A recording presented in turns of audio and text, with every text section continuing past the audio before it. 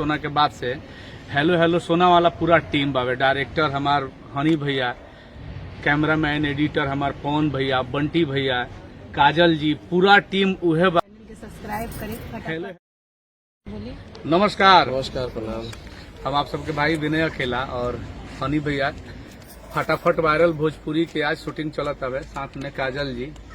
आज हमनी के बहुत ही अच्छा तरीका से फटाफट वायरल भोजपुरी खातिर हेलो हेलो का हमनी के फिर से फटाफट वायरल भोजपुरी खातिर बहुत ही बेहतरीन, बहुत बड़ा सॉन्ग लेके आओ तनी सन। बहुत अच्छा गाना बा, तो रवा लोग ज्यादा से ज्यादा प्यार दुलार दी। हेलो नहीं हाँ, हिट कराइए हेलो हेलो गाना के रवा लोग इतना प्यार दुलार देनी। एगो जो आज शूट होता वो गाना के रवा लोग ज्यादा से ज्यादा प्यार दुलार दे।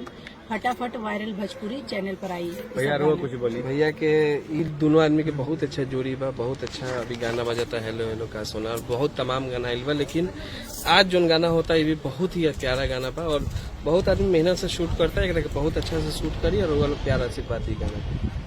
प्रणाम सबके।